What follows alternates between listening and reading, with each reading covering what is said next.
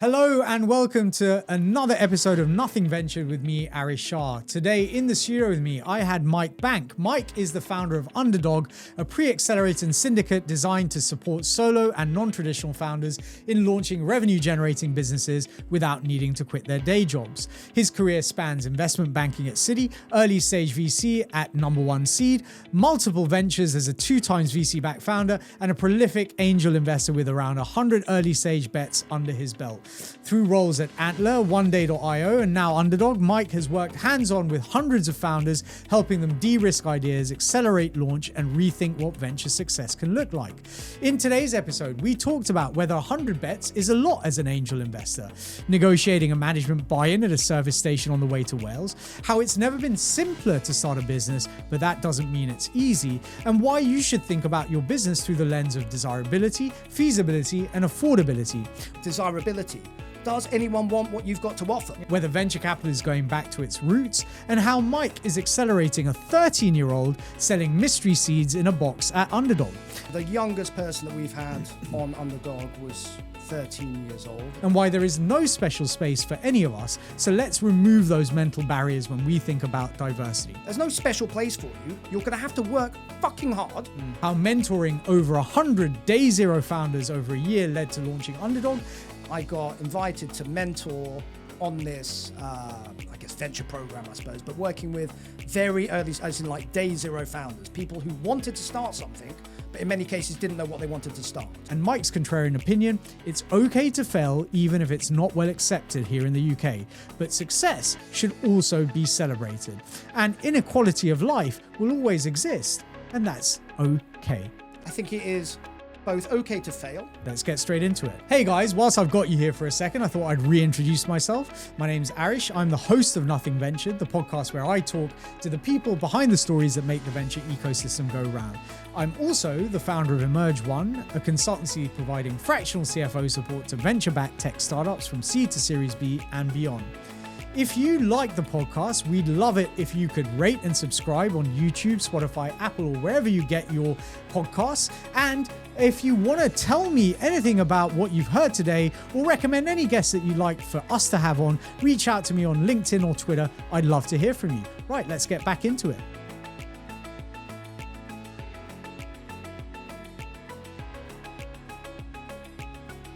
Mike, really great to have you in the studio with me today. Thank you so much for joining me. My pleasure. My pleasure to be here, Aarish. Amazing. Well, look, I wanted to start by talking a little bit about your angel kind of investing journey. So, 100 bets plus is a pretty big number for most angels. What's the story behind your portfolio and kind of over what time frame did you build it up and what sort of patterns have you seen emerge? I'd also love to understand how you evaluate founders or ideas when, especially at early stage, there's so little signal. And we've talked about that a huge amount. We're on a couple of WhatsApp chats. We definitely talk about that a lot, right? So I know it is the big question that most angels have when they're getting into investing. And what do you wish more angels understood? I think there is, there's this sort of assumption that all angels come into angel investing having had some background in venture investing or maybe even public equities. But in my experience, that's often not the case. So anyway, I know there's a bunch of questions there, but yeah, would love to get your take on the 100 bets. How did you build it? What sort of time frame? And what do you wish angels knew? Yeah. So 100 bets sounds like a lot. Some of those, just for complete transparency, were via funds. Got it. It's in early stage funds. So I've been an LP, as in an investor in funds, and they deployed the capital. They kind of chose who to invest in. Yeah. But I've also been part of accelerator programs, not my own, where I was also an investor, an LP, but I sat on the investment committee. Got it. So we got to choose who we wanted to back, if that makes sense. Yeah. So yeah, not all 100 direct myself, although it is possible, man. We know people. I'm thinking of certain people who have done way more than 100, 500 plus. Yeah. I'm thinking of Doug, right? Yeah. He's done an awful lot. And also via funds as well as direct, as well as various other things. Yeah. But multiples of what I've done. So 100 sounds like a lot. In reality, it's barely scratching the surface.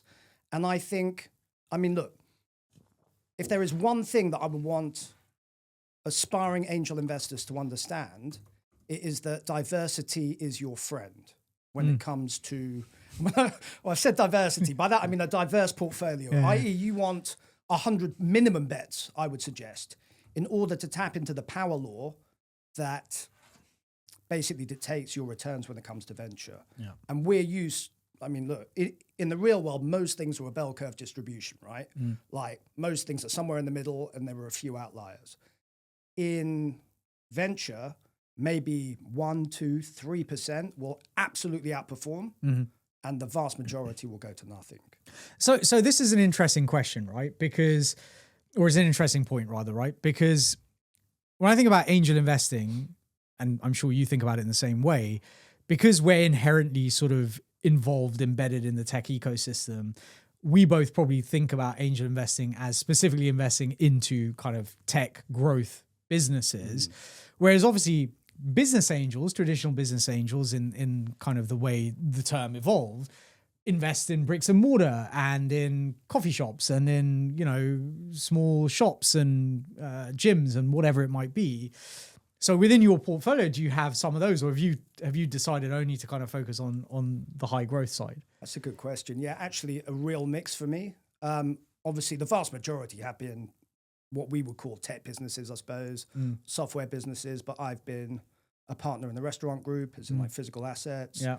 I've done consumer products, as in like physical products, a whole range of stuff. And that's not just as an angel, but as an operator as well. Yeah. So there has been a mix, but I'm not even sure that that is really wise. Yeah. I mean, why I got into angel investing is I was at the investment bank, working my butt off, right? You were a banker as well, maybe not investment banker. I was back office, but yeah. But man, flipping heck. I mean, we were doing, you know, 100, 120 hour weeks, not every week, right? But at times it was pretty intense. Yeah, like this week would have been one of those weeks where you'd probably have been doing a fair amount, right? Yeah, probably. Or just sent home, frankly. Like, who knows? Maybe wouldn't have had a job. Yeah, and I started in, well, originally 06 and then took some time out and then came back in 07 full time, which was peak, right? That was like crazy deals happening left, right and center. Incredible experience and a baptism of fire in many respects. But then 2008 came away. Yeah. Lehman, Bear Stearns. And those were miserable years. And I'm not sure I'd want to live through those again. And I kind of feel like we just came, I mean, like... We came close. Yeah. Well, who knows? I mean, it's still ongoing, right? Yeah. So, look, I wouldn't want to be back there now. But at the time, I was quite enjoying it. But the caliber of the people that you work with, almost in any industry, in any job, in any role, in any team, that is going to impact your ability to enjoy your job, which directly impacts your ability to do well, right? Yeah. And that fell away for me a little bit. Yeah. Basically had two bosses. I think I wrote yesterday about toxic traits and like just having learned over 20 years to just avoid the living shit out, like just avoid them. Look, and you've got, all of us, to a large degree, we've got autonomy, right? We've got the ability to say yes or no to different opportunities put in front of us. Yeah. Now, granted, some people have got to work. Like, you've got to be there. You've got to find another job before you quit. Yeah. I, luckily enough, didn't. You know, we were paid pretty well, I'll be honest. And we didn't have much of a life, right? If you're working 80, 100-hour weeks. But you're not the greatest investor in the world, right? Like, you're not Gary. He actually, so we overlap. I don't know him and I didn't know him, but we overlapped at university and later at Citigroup. We were there at the same time, basically. Definitely wasn't the greatest investor in the world. Not convinced that he was the highest paid investor in the world either. Yeah. And there's a good FT article which kind of bashes through the myths on him specifically. But yeah, look, I make no great claims, right? And I'm 41 now. I'm no spring chicken, but I still feel like a kid in some respects because I'm still figuring out what I'm good at and what I enjoy. And I'm not there yet. I'm still figuring it out. So we kind of, so you were talking about how you got into angel investing. So like, so was it post-investment banking? You're like, I like investing, don't like IB. This angel stuff looks interesting. Well, like, how did you make that sort of jump? It was a bit more circuitous than that. So what I found happening, somewhat naturally, but also because I made it happen, going back to that autonomy and the ability to choose who you work with, I found myself naturally gravitating towards the more entrepreneurial clients in the bank. And these were the owner-operated businesses, often private equity backed. So maybe they only had a sliver of equity left. But the people running these companies were the ones who'd originally set them up 20, 30 years ago. Yeah. And that was powerful to me. I was like, wow. Yeah. And if they only had a sliver left, hopefully they would have already taken their liquidity and cashed out, right? Like A lot of them had cashed out. Some of them actually had reinvested back into the businesses. There was one that we did work with. In fact, it was my first big deal. Basically landed there and got handed this deal. And I was working directly with one of the senior managing directors on it. There wasn't much cover, basically. It was me and him, which was incredible. I was like, wow, this is amazing. And I learned a lot on that deal. But that was with a team of guys who had set up a debt collection agency. Yeah. And it was 2008, remember? And we were trying to flog it on behalf of the private equity company that owned it. I mean, that's a good transaction to be involved in. Yeah. In 2008. It didn't sell in the end, actually. The owner said, no, we're not happy with that bid or with the bids that we got them. And they held on to it for better or worse, probably for worse, I'd imagine. Yeah. But the people who had set that up were still the guys running it. And yeah, this was going to be a transformational transaction for them. They were going to fully exit. They were going to leave it to the new owners. And they'd already planned what they were going to spend their millions on, right? Which was pretty cool. And that pushed you into angel, like, oh, that's how you kind of moved into, or is that where your love, I guess that's where your love for entrepreneurial businesses came from? Yeah. I mean, I come from a family of entrepreneurs, certainly on my dad's side, right? So my granddad had his own business, which he set up from scratch. He was a tailor, essentially. And he ended up, struggled to think what the equivalent would be today. And he certainly wasn't like an enormous multi-billionaire or anything like that, but he had a great business that he built up, he sold. He retired when my dad was 10 years old. Oh, wow. Which is crazy. That's amazing. Yeah. And yeah, just speaking with him before he passed away when I was a kid, and I was like, wow, this is kind of in my blood in some respects. Yeah. And my plan had always been to spend 1 year in investment banking, tick it off on the CV. Yeah. And then because of 2008 and the great financial crash, I just wasn't getting access to the type of stuff that I thought would be helpful to me. So I stuck around, and there were cool people who I was working with. You know, for the first time ever, I felt like probably the stupidest person in the room, which is a good place to be in some respects, right? Yeah. Built my career around it. Like, don't worry. Just continue to be the stupidest person in the room. Well, it's fine. Not today, my friend. Not today. No. I think it's okay. You talked about the bell curve. We're probably somewhere sat in the middle. Yeah, I think so. Sadly, yeah. Unlike some of these other people who are 160 plus. Yeah. So ChatGPT tells. Apparently, if you believe it. So yeah, look, I'm probably like of average intelligence. I'm not a particularly hard worker, even though I can put in the hours, right? I've proven that. And that was part of the baptism of fire was, can I do this? Physically, mentally, can I put myself through it? And I know I can, but I don't think that is the way to live life. And I think work-life balance is important. So that definitely factored into my decision to leave. But why I ended up doing what I was doing was because, I like the entrepreneurial guys. And I thought I'd love to be doing this type of stuff, but on my own account. Yeah.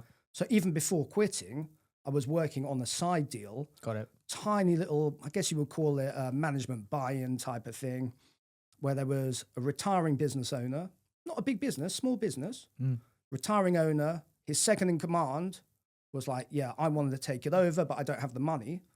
And he put out a call to investors to say, who would like to back me to do this? So we kind of met up really randomly. I drove to some service station in the middle of nowhere because his business was based in the middle of Wales or something like that. So I drove up to the service station. It looked like a drug deal or something, right? This like young whippersnapper kid, which was me at the time, and this old dude kind of shaking hands and, passing files over to each other. And we pulled together this really, what I thought was a really complex, really smart deal, full of jargon and stuff. And we submitted it. And unsurprisingly, perhaps, we lost the deal. And the owner, even though he knew this guy and trusted him, he was bamboozled by, frankly, what I'd pulled together. Right. And he just went with another bid. And it just got me thinking that, one, I'm probably not as smart as I'm making myself out to be, right? And simplicity is king.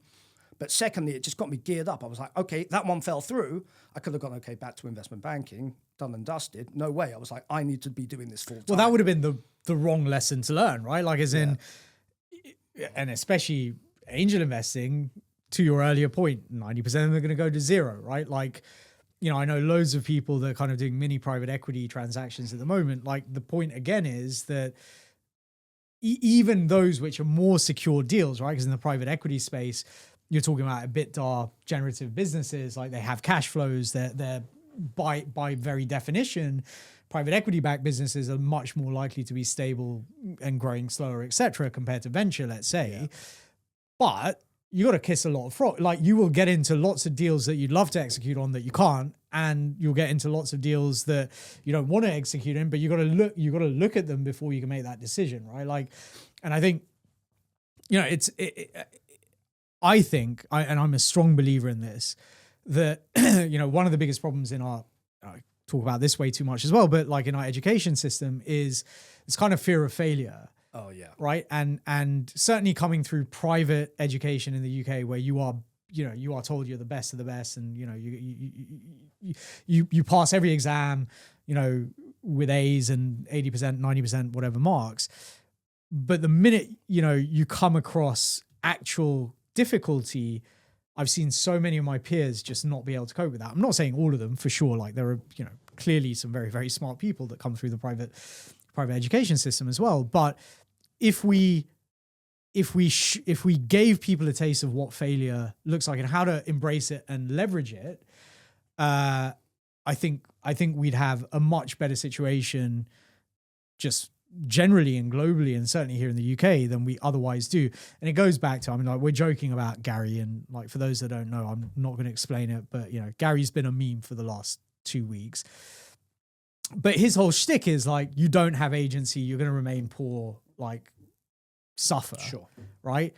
I think you and I come from the school of, no, you have agency, you can try. Doesn't mean you're going to succeed every time. Doesn't mean that, you know, you're going to be a massive stonking success. Doesn't mean you're going to make millions. But if you don't shoot your shot, you're never going to know, right? I mean, what I find interesting about Gary is the fact that he is exactly of the demographic that he's saying doesn't have agency, and yet he has managed to succeed. Yeah. So he's the counterexample to what he's... I'm the last person that's ever going to be successful. It's just nonsense, in my opinion. Yeah, and I think it's counterproductive. I mean, look, he's probably far smarter than I am and can probably... Does not sound it. Well, yeah, but again, we come from different worlds, right? I know our backgrounds are both equally crazy in different measures, but we come from broadly similar backgrounds. We're at similar places in life with some differences, right? But ultimately, I think we're probably more similar to each other than either of us is to someone like Gary. I guess what annoys me about his message is it's that sort of resignation that, no, you don't have agency, you're stuffed, the world's against you, you have no power to change that. Yeah. And I've actually built my life, my career, everything about who I am today around the belief that actually we do have maybe not complete agency, right? I can't jump and land on the moon. I'm not saying that. Yeah. But I think this acceptance of where you are at in life and almost... this is where Underdog came from, actually. Yeah, I was going to say, it feels like the story is the story of Underdog to an extent, right? And perhaps that's why I'm so like viscerally frustrated by the message that Gary puts out there, which is, no, look, your stuff, the world's against you, you can't make any, you can't change your circumstance. Actually, every single cohort that we have run with Underdog, people have been doing exactly that. Yeah. It's that scarcity mindset, right? And I think... Look, those of us that have had or taken a more entrepreneurial path, I think it's equally easy for us to say it because we've done it, right? And we know that we do have agency. But, you know, as I'm sure has happened with you, like I've had a failed business, I've had failed investments, I've had failed whatever, right? Yeah, way more than successes in my case. Yeah, for sure. And even today, you know, whilst I hope, pray, and trying my damnedest to make sure it is a success, you know, I don't know what's going to happen in a year's time. Like my business could not be doing what I want it to do or whatever, right? Like, but the point is, and again, I think it's this whole thing about if you don't attempt, you don't know.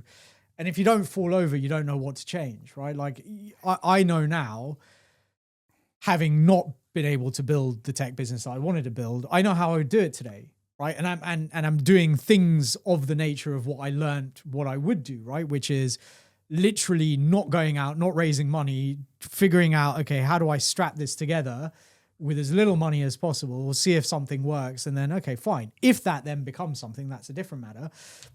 But building for the problem rather than trying to build a solution that no one else needs, which is a roundabout way of saying, like, I think everyone has agency. I think the biggest determinant, or one of the biggest factors that works against people, and certainly in this country, right, it is not having any kind of safety net behind them, which allows them to take the risk in the first place, right? And I think that's the reality, right? I know for a fact if everything went to crap, if I was not able to work tomorrow, or clients basically decided they didn't want to work with us, even if I couldn't pay my mortgage, I could go and crash on my parents' couch, right?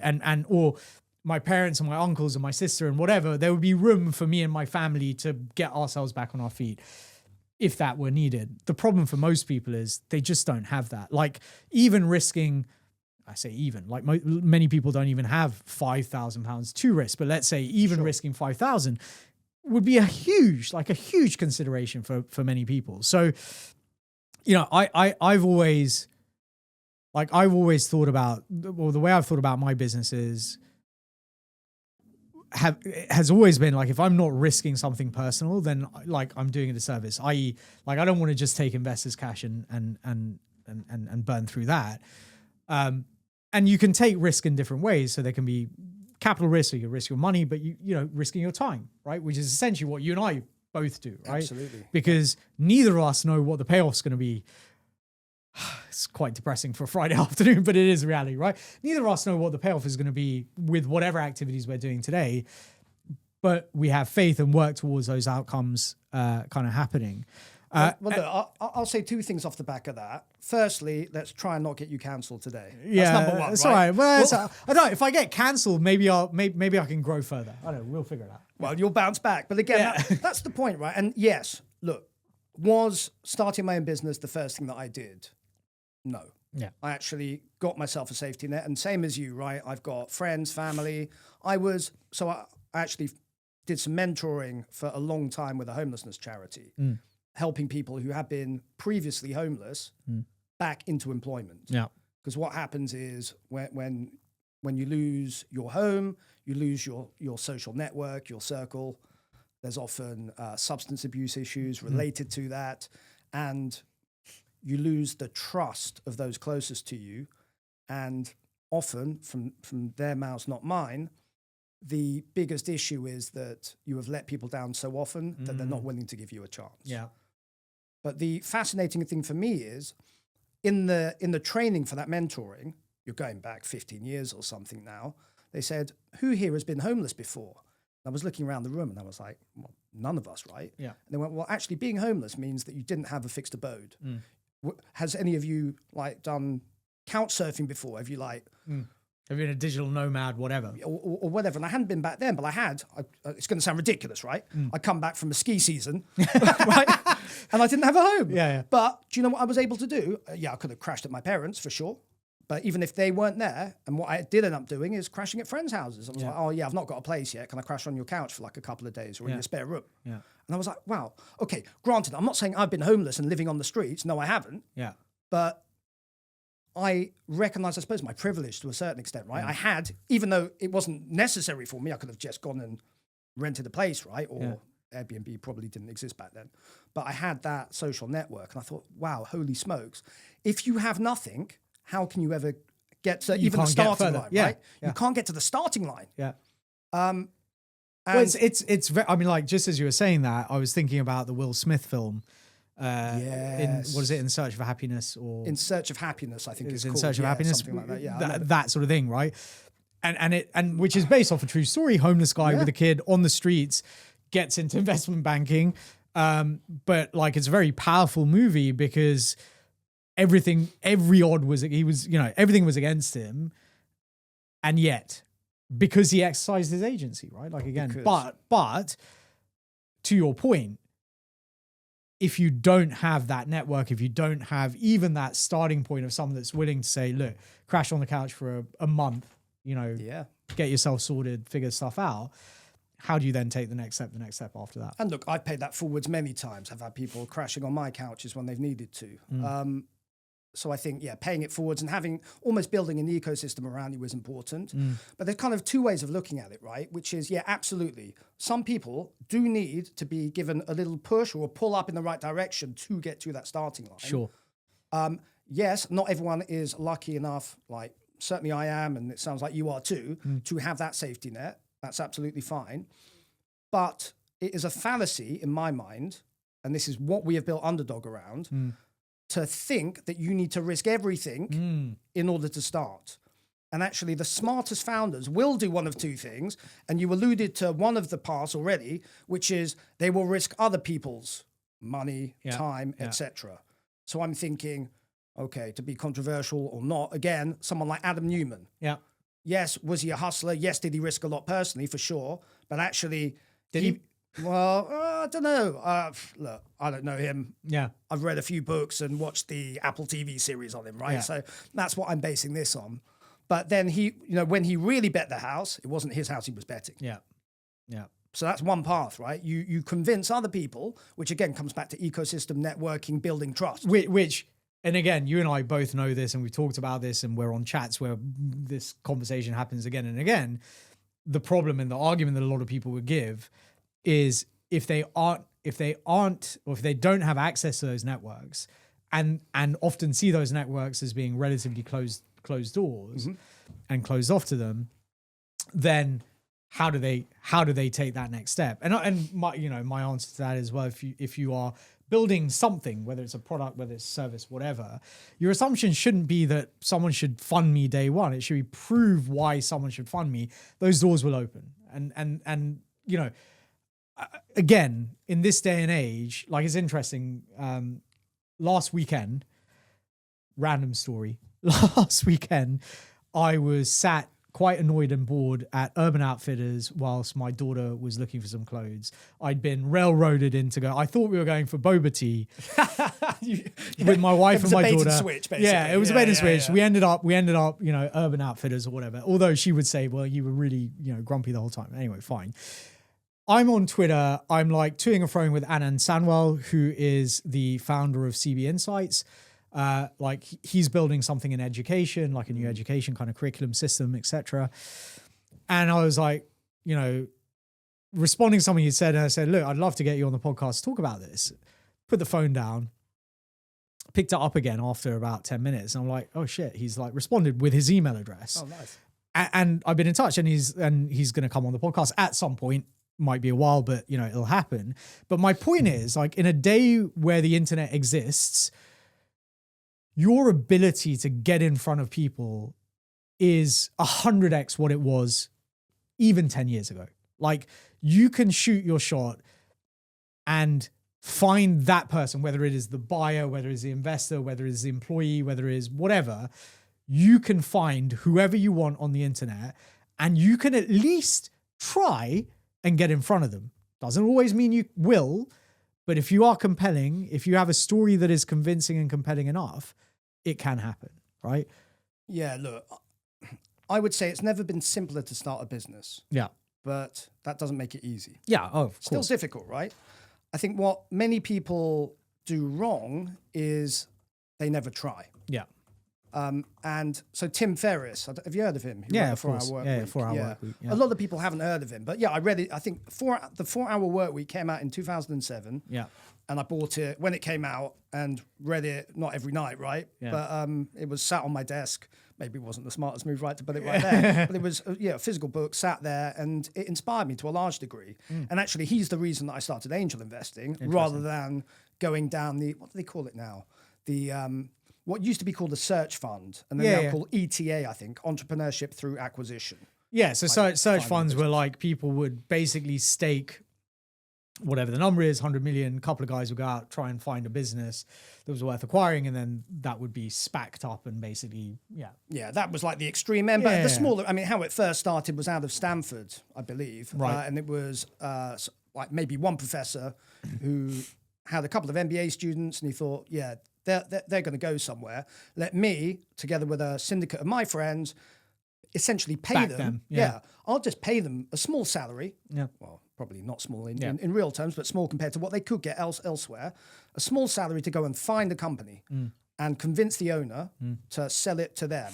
When they convince the owner to sell it to them, we will then, me and my friends, invest in that. And it needn't be 100 million. Yeah. We needn't, spack it up. I think you said. Spack it up. I think you can say that these days, Aarish. Yeah. But that would have been, that was the path I was sort of going on, right? Yeah. I mean, that was basically what I'd done with that crazy guy that I met in the service station in the middle of nowhere. Yeah. That would have been what they now call entrepreneurship through acquisition. Yeah. I don't think that would have been smart for me. I mean, I wouldn't have been embedded as an owner-operator. Yeah. And I certainly wouldn't have made the mistake that a lot of these MBA students do make, which is to think, I know it all. I can do it. I can apply this. I mean, it's super tough. The problem there is all your eggs are in one basket. Yeah. If you're the owner-operator, if you're the owner, great. If you're the owner-operator, it is incredibly hard to split your time. Yeah. So back then, and he stopped talking about it now, probably for good reason, but Tim Ferriss was talking about the real world MBA. Right.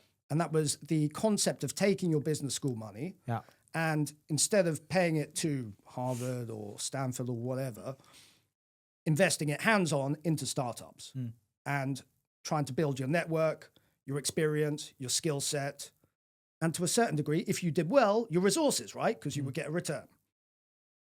So that's what I did. But his view was take that capital as a sunk cost. Yeah.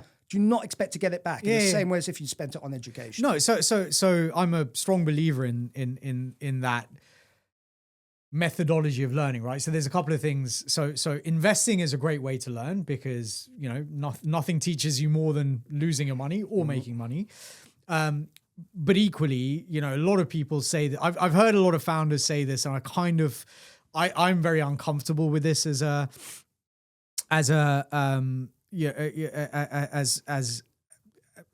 philosophy, I think is the right word I'd use. Although I have also heard investors say this, which is when you raise money for your own business, you are learning on someone else's dime, right? And that's okay. My problem with it is I don't like being beholden. I learned that I don't like being beholden to other people, and I'm very uncomfortable learning on someone else's dime. But yes, that kind of look, we're similar in that regard, which right? is the Teal thought process as well, right? Don't go to university. Here's a grant. And we know a couple of people are doing similar stuff as well. Yes, I want to move on. Let me say one more thing, please. which is super, super, super important. Yeah. So I talked about the two different paths, and we covered one, which is basically learn on someone else's dime. Yeah. I think there is a second path, which is completely overlooked, and that embodies what we do at Underdog. Yeah. Which is do not risk it all. Yeah. And actually, if you think about a traditional accelerator, you've got to apply and have a great CV for a start. So you're probably not going to get in if you come from a background that we actually look for and love. So you're not even going to pass the paper sift. But even if you do pass the paper sift, you've then got to be willing to relocate potentially. Let's say you're based in Newcastle, you have to relocate to London. And then you've got to work basically for free for 3 months for someone else in person, maybe leave your kids behind, your family behind. That is a massive risk. That's the more kind of incubator, very, very as opposed early to say, stage. Yeah. But even YC, right? If you get into Y Combinator, probably the preeminent accelerator in the world, incredible track record, they're going to require you to be there in person. Yeah. Although I think that's changed a little bit. I think there is now some online, because I think they broadened the application. Yeah, but I think they brought it back. That might have been I don't follow it. That might have been during COVID. Yeah. But either way, like most investors, then even taking that away, if you go and raise investment for your company and you're able to do so, great. They're going to require you probably to work full time on that. Oh, of course. And there will be carve outs. Yeah. I mean, we say of course. For my first venture back company, we had multiple pages of carve-outs of all the other stuff that we could do, right? Yeah. Because we were savvy enough to, Well, one, I wasn't savvy enough, but I was partnered with two people who were, which was really good. So I guess I was learning from them. But I suppose the point I'm making is, yes, it's great if the world is given to you on the platter, fantastic, right? Everything you need is there, great, fantastic. rather than tearing those people down though and saying, oh, woe betide me, I haven't got the silver platter or the silver spoon shoved up my backside. Forget about that and actually hustle. Yeah. And figure out how much can you do without putting too much at risk. And we've had people on Underdog who have launched revenue-generating businesses in under 10 weeks, in some cases generating revenue in week 1, by the way, simply because, not because we're not an accelerator, really. I know you described us as that. We used to describe ourselves as an accelerator. I don't anymore. And I've not come up with a better term, though. But we don't accelerate people. We just take off the handbrake. We say, guys, all of these excuses that you have been making, throw them out the window. I don't have any money. Okay, so what? Pick up the phone, go and meet someone, go and try and sell them something. I don't have a product or service to sell them. Who cares? First, see if you can actually sell it. Do they want what it is that you've got to offer? And once we take away all of these kind of false well, they're the barriers. They're like, constraints. they are barriers, mental the constraints. Yeah, exactly. And it is in the head. Yeah. I mean, some of them are real constraints, right? If you are trying to build a rocket ship to Mars. Yeah, you need cash. Okay. And we talk about, I mean, very often we talk about the startup triangle of success. And top of that is desirability. Does anyone want what you've got to offer? Yeah. If they don't, you're stuffed. Yeah. But, I could say, Aarish, would you like to teleport back home tonight in a split second? You probably go, yeah, of course. Yeah. But then feasibility, can I actually make that happen? Yeah. If I can't, okay, I haven't got a business either, right? But if I could, but it cost £200 billion to do that, you ain't going to pay me. So financial viability, i.e. can I make money by selling it to you? Okay. So those are the 3 factors, but people forget about the top one, desirability. Yeah. Like the biggest problem that we see is people, and the analogy I use is they make this really intricate key. They've come up with this great idea. They craft this beautiful key out of solid gold with gemstones around it. And then they go, wow, I've spent my life, I mean, literally this has happened, not with an actual key, right, but with businesses. I've had founders coming to me going, I spent 7 years of my life and all of my life savings building this product. Yeah. And they built the key, basically. Yeah. And now they come to me and they go, can you help me find the lock that it opens? Yeah. I'm like, guys, you screwed up a long time ago. Yeah. You should have found the lock first. And then you wouldn't have even needed the key. You could have bashed it open with a hammer initially, right? Yeah. And then you find more locks. And It's the age old. It's the age old, like, don't build the solution, tackle the problem, like, sort of thing, right? And the problem is most people, myself included, right, will default to, oh, I can build something cool that is a solution without actually figuring out what the problem was in the first place, right? So and it's an an age-old issue. Yeah. But I mean, again, I think this kind of segs quite well into my next sort of topic that I want to talk to you about, right? Because you and I have spoken about this new way of building businesses, and I'd love to understand what that means for you, right? So, sort of taking things forward from what you just discussed, do you think we're finally seeing a break from this kind of VC-fueled hot potato game of raise, grow, raise again, raise more, fail, raise, whatever? So, what does a capital-efficient one-and-done startup look like in practice today? And do you think this shift is founder-driven, market investor-driven, or just a correction from kind of the madness we were seeing a few years ago? I think what we're getting back to, and before we even talk about the one and done rounds and the one person $1 billion businesses or whatnot, which I truly believe will exist if they don't already. Yeah. I think what we are seeing is venture, as in venture capital, going back to its roots. Yeah. I.e., capital being invested into pioneering ideas that require that money in order to get off the ground. R&D intensive businesses. R&D intensive businesses. We're going to see a massive hike. Yeah, Nikki from the WhatsApp group is doing a lot of work with university spin-outs. There's a technical term for it, which you know. I don't know if you know it. I call them university spin-outs. University spin-outs, basically, really... Tech transfer is what it's called, Yeah, tech transfer. Yeah, exactly. I knew... Well, I had someone on the podcast literally spend an entire episode talking about it, so I should have remembered that sooner. But yes, yeah, exactly. Yeah, a lot of that. So I think that type of stuff, and, Silicon Valley is called Silicon Valley because VC basically funded the silicon chip development, right? Yeah. So I think it's going back to that, which is where it should sit. That is the right allocation of the capital in the asset class. So the interesting thing there, right? And again, this is there is a contrarian view, right? Like, so if you talk to if you talk to someone like me, I would 100% agree with you, right? Venture is reverting to not funding a better spreadsheet and a bit of B2B SaaS. It is looking at, okay, how do we develop better security in our defense or in our supply chain, or, you know, how do we build drugs that are more accessible or cheaper? How do we, you know, we're talking to one business, you know, that is building drugs in space. Like there's some interesting stuff out there, right? Like these are all, you know, R&D intensive, going to take 7-10 years to commercialize kind of businesses. Like, I mean, again, that can vary, whatever, right?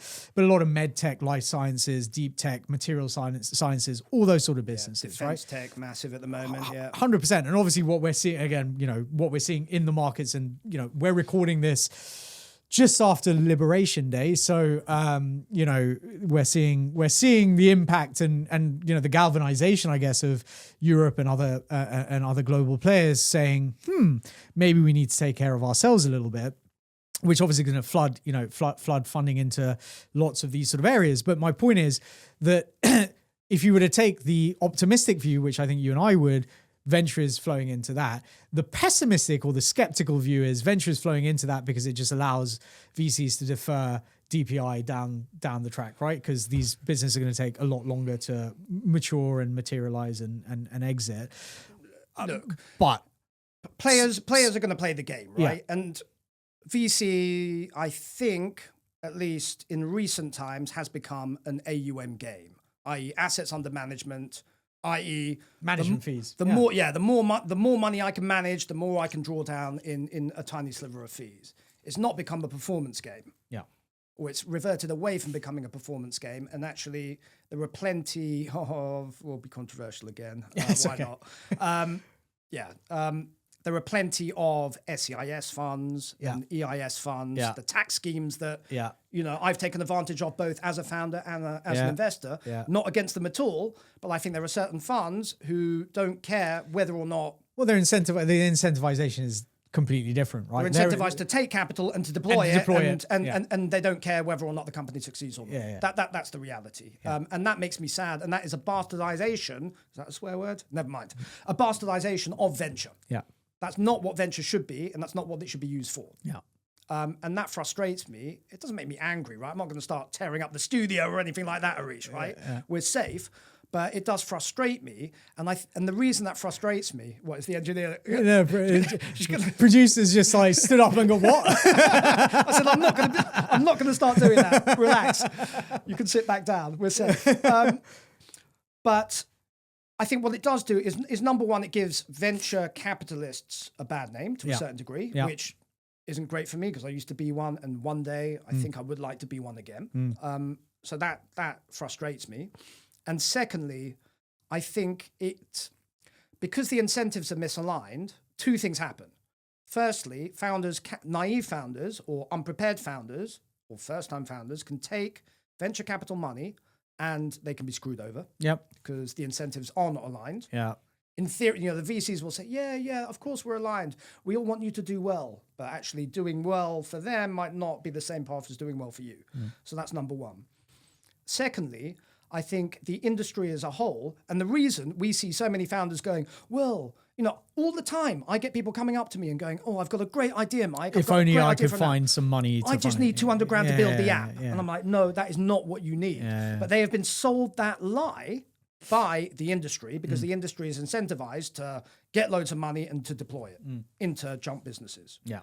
Now, okay, maybe I'm being overly simplistic, and of course it's not every VC, right? But I think we know what we know. Yeah. Enough of the players, right? Yeah. To confidently say that has been the case. Yeah. So I think for whatever the reason is, the move away from the old days of Uber. When Uber first launched in the UK, I was one of their first customers. I think I was customer 47 or something like that. Because this guy, Stephen Graham, had tweeted, Twitter, right? Yeah. He'd like tweeted about it. Stephen Graham. Do you? Yeah. I forget what he's building now. Couldn't tell you, but yeah. Okay. Teller or something, some sort of open banking fintech. I think he's moved to Silicon Valley or Austin, Texas or something. Yeah, really cool guy. I met him in person a couple of times, right? I think he was, and this is about serendipity, which is also important. When I first started angel investing, I first went into the wild and did the Tim Ferriss real world MBA. I was going to every single flipping startup event possible. I was putting myself out there, just immersing myself in this. And Stephen Graham was, he was working for Twilio at the time, and he was like, crazy techie guy, and he was like, right, I'm going to live code something in front of the audience, and he was doing it, and I had no idea what he was doing because I'm not technical, but I was like, man, he seems interesting. He's charismatic, he's full of personality, let me follow him on Twitter. And then he tweeted something about, oh, I'm in a blacked out S-Class Mercedes being driven back from this startup event. So I was like, just replied to him, what the heck's that? And he went, oh, it's this thing called Uber, use my code. And he must have been one of the first people because they were there at the event handing out codes, basically. Yeah. So I became, I don't know, number 47 in the UK. I got free Ubers for basically a year. Yeah. I had my own personal driver, essentially, this guy called Darren. I'm not joking, man. And talking about couch surfing, my mate, this is going to, again, sound ridiculous. My mate had quit his job, gone traveling around the world, and he said, oh, do you want to look after my place in Pimlico whilst I'm away? You'll be doing me a favor, you can live there rent-free. So yeah, okay, no worries. Free house, free car. Man, and then Darren, the Uber driver, he was my guy, basically. He'd go, look, whenever you want an Uber, just text me, and I'll make sure I come to you, basically. And then when you ask for an Uber, I'll just accept it. The good old days when VCs could fund your lifestyle. But that's my point, right? VCs were funding that lifestyle. The same thing was happening with the 15-minute grocery delivery, right? Like that was the only reason they were viable. Yeah, I didn't help set one up, but I was in very early conversations with a solo founder back in 2019 who was looking at setting one of these up. And we met, not loads of times, right? Like 4 or 5 times, and brainstormed, and he was building the business plan. And I'd just come out of Antler, another startup accelerator. And I was a bit jaded, actually, off the back of that experience. Some great stuff, but also some not great stuff. And I kind of already, at that stage, gone back to, let's prove before we go and fundraise. Let's get as far down the proof path as possible to de-risk things for investors. And also, probably like you, I don't want to be beholden to others if I can avoid it. So I said to him, look, let's, I'll put some money in, you put some money in, let's set up a little, like a tiny unit. We'll hire a couple of scooters and we'll do the deliveries ourselves, right? That to me was like really cool. And he looked at me like I was weird, and he was like, no, mate, I'll just go and raise £1 million with this pitch deck. And I was like, will you? Okay, cool, man, go do it. He literally did it. He just did the rounds and got $1 million, £1 million off the back of a pitch deck. And I was like, kudos, man, crack on. Yeah. You don't need me, my friend. Yeah. You do not need me. Well, depends on what the outcome was, but yeah. He then raised another 20 million off the back of that, and then sold to one of the bigger players. Yeah. But again, talking Wheezy about or whoever, yeah. That was Wheezy. Oh, okay, yeah, now I'm with you. Yeah, that was his business. I think they sold to the Gorillas or something. Yeah, that's right. Okay, fine. So yeah, like kudos to him, amazing.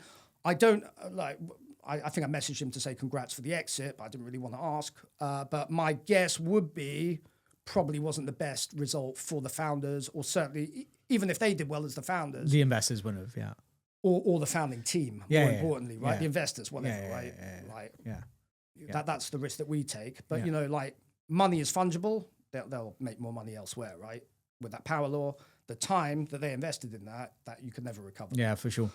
And yeah, look, all that to say, I had friends who were, and I wouldn't do it because I knew the guy. I was like, I'm not going to do it. But they were getting all the discount codes and stuff, and they were buying bottles of Bollinger, and I think they were being paid basically to drink Bollinger is what it amounted to. It was ridiculous. You put some money in, they give you more money back than you put in, and then they convert that to credits and get free champagne. It's just ridiculous. Yeah.